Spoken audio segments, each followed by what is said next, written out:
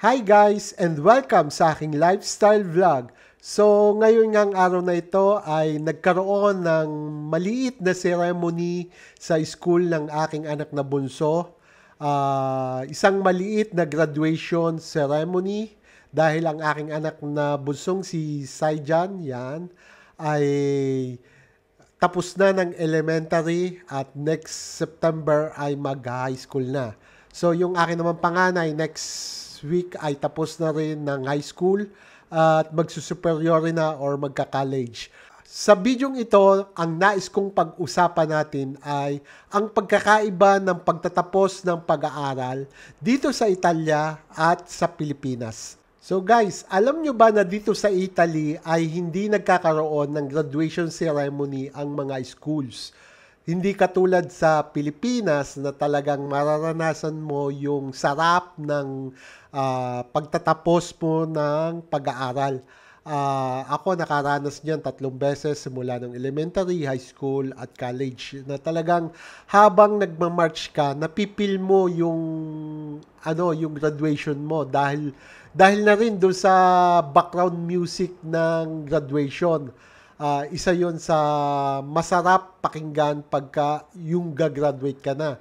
At pansin ko nga kahit yung mga magulang ng mga kinder sa atin na mag-graduate ay halos maiyak-iyak pagka yung napapanood nila yung mga anak nila na nagmamarcha kasabay nung tugtog ng graduation. Dito sa Italy, hindi mo yon mararanasan. Hindi yun naranasan ng anak kong panganay, hindi yun naranasan ng bunso ko ngayon, at ganun din nung kapatid ko na nag-graduate ng superiore o ng college. So guys, ito nga at isi-share ko sa inyo ang video ng graduation ng anak ko. Napakasimple at kayo na ang magsabi kung sakaling ganito yung graduation gagawin sa Pilipinas, okay lang ba sa inyo? Dahil ang alam ko, ngayon ang graduation sa Pilipinas, binawasan lang ng toga, hindi na pinagtotoga para hindi dagdag gastos sa mga magulang. Yun yung alam ko ngayon sa Pilipinas. Pero meron pa rin graduation ceremony. Dito sa Italia, lalo-lalo na dito sa aming lugar, hindi ko alam sa iba, ganito yung graduation ginagawa nila. Nagkakaroon lang ng napakaliit at napakasimpleng graduation ceremony ng mga bata. Wala silang dedicated na araw para mag-graduation. Hindi katulad dun sa atin na talagang paghahandaan mo, pag-iisipan mo kung anong isusuot pagmimitingan nyo kung anong isusuot ng anak mo. At minsan nga yung mga magulang ay talagang naghahanda at talagang lalo na pagka may kaya ng konti ay talagang nagpapakahanda para sa graduation ng kanilang mga anak kahit yung kanilang anak ay kinder pa lang yung paggagraduatean. Ang alam ko sa Pilipinas gano'n. sa amin kasing lugar gano'n. Yung kahit kinder may nangungumbida, kahit kinder yung anak na gagraduate ay nangungumbida dahil graduate na daw yung kanyang anak. So dito sa Italia, ganito lang kasimple mag-graduate yung mga estudyante. Lumabas sila ng mas maaga sa araw na ito. Ngayon ay araw ng Lunes, June 3.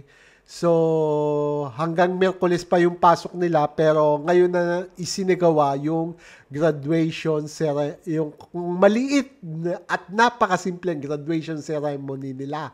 Ito nga, kung nakikita nyo, pinapila lang sila sa labas lahat, tapos pinatungan lang ng gawang kartulina yung togang yan. So, ganyan dito.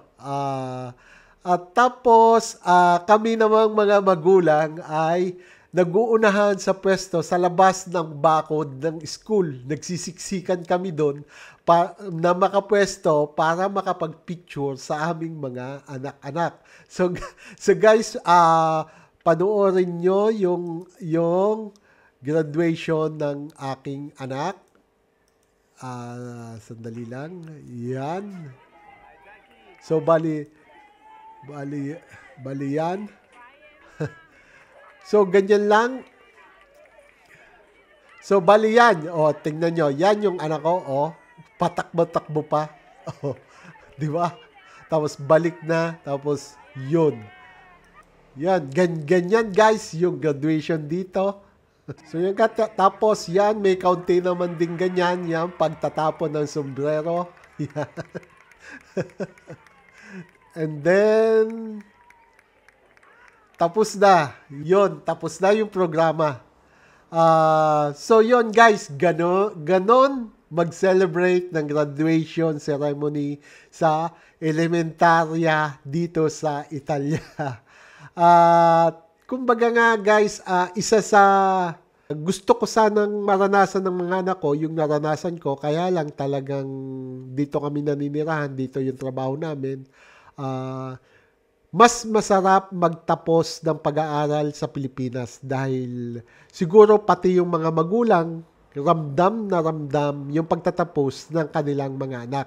So, yun yung isang nami-miss ng mga Pilipino dito sa Italia, yung pagka may graduation day sa Pilipinas, yung tugtog ng graduation, yung graduation music, napakasarap. Hanggang ngayon nga, pagka naririnig ko yung graduation music na yun, masarap sa pakiramdam. Parang nababalikan ko yung nung gumraduate ako ng elementary, nung gumraduate ako ng high school, at lalong-lalo na nung gumraduate ako ng college, na sabi ko, at last, tapos na yung pag-aaral ko.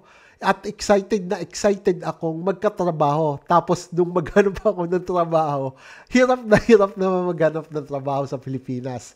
So guys, anong masasabi nyo sa ganitong klaseng graduation? Okay ba sa inyo? Lalo na doon sa mga, sabihin na natin sa medyo kinakapos sa panggastos at namumroblema sa pagka-graduate yung mga anak. Okay ba sa inyo yung ganito? O gusto nyo pa rin magkaroon nung yung traditional graduation sa Pilipinas kahit pa hirap tayong magkaroon ng panggastos sa pag-graduate ng ating mga anak.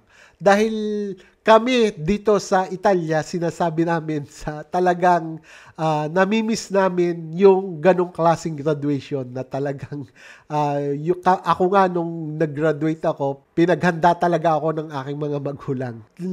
Naiintindihan ko yung mga ibang nagsasabit pa ng money garland, yung nagsasabit ng pera sa kanyang mga anak. Siguro naiintindihan ko sila kung bakit ganon na lang yung kanilang paghahanda sa kanila para lang maging espesyal yung pagtatapos ng kanilang mga anak. Dahil talagang dito sa Italia, hindi mo yun mararanasan. Yun nga lang, ang masasabi ko doon, hindi masyadong magandang tingnan kung doon mo isasabit kahit hindi doon sa stage.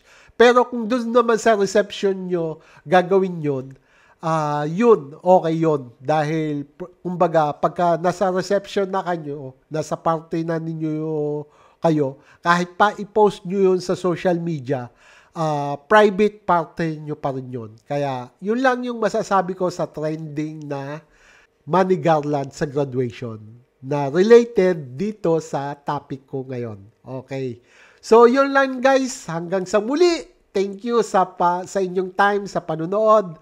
At sana'y mag-follow kayo at i-share nyo to at comment po kung anong masasabi nyo sa aking video ngayong araw na ito. Okay, thank you po.